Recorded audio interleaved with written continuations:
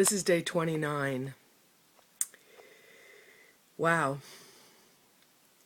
Well, what I can honestly say is that there is a me that does not want to do this.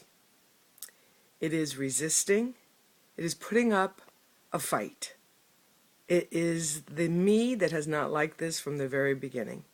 It's the me that finds the whole idea absurd. It's the me that's like, you know what? We're not doing this anymore. We are not showing our face. We are not talking about our most vulnerable experience and reality. We're not doing it. And so this morning, I just really had to hear her out because she's really struggling with this whole thing. And, on some level, I can relate to what she's talking about. This is a bizarre experiment. It just really is. And, I gave my word, and without your word, really, what do you have?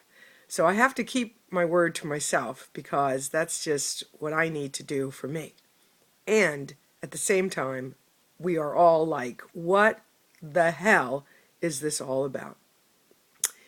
Yesterday, there were a lot of big things going on, and I'm not sure what today's big things are or if there are even big things today.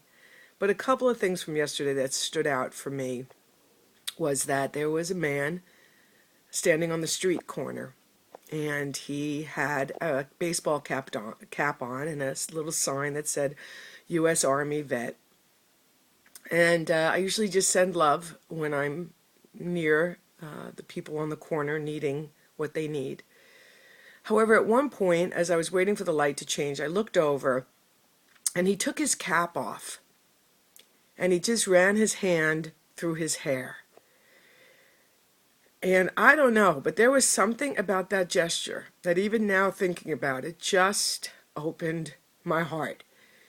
Maybe just the common gesture of a human being running their hand through their hair just touched me. And I don't know why now I'm getting emotional. I think because I'm thinking about how difficult it must be for that man to stand on a corner and ask for help. He had been drinking. I could smell the alcohol on him when I rolled down the window and offered him some cash. But it didn't matter because the joy on his face, the smile that came across his face was precious. It's what somebody looks like when another human being sees them and responds to them and just loves them. It's just remarkable. And then I drove off. And later on in the evening, I was with some friends who were feeding me once again. And my friend is very, very upset with what's happening in our country. He is just so passionately upset. And he's angry and he's concerned and there's fear and he is just upset and obsessed. And so, once again, we were just talking and mostly I was listening, as was his wife. And at the end of it, I just said, to what end? All of this energy and passion and upsetness, to what end? I said at some point, you might want to consider being a solution to all of this, being your own version of an answer to all of this, because you're still reacting and responding to what already is. It is already done. It is. It is. And the best we can do now is to ask that question, what is mine to do? How can I bring my passion, my skills, and my talents to this experience in a way that is meaningful to me?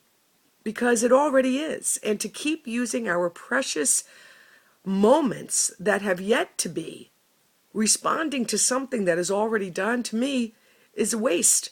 It's a waste of our precious time. So that's where I am this morning as I move forward with a collaboration that's also having its own stops and starts. And I'm wondering if this is mine to do. And so I know a conversation is yet to be had about that.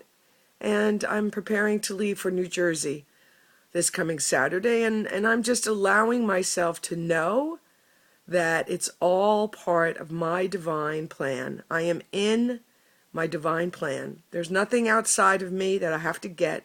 There's nothing at a distance that I'm, needing to grab. Everything is right where I am. And that's a good thing. This is day 29.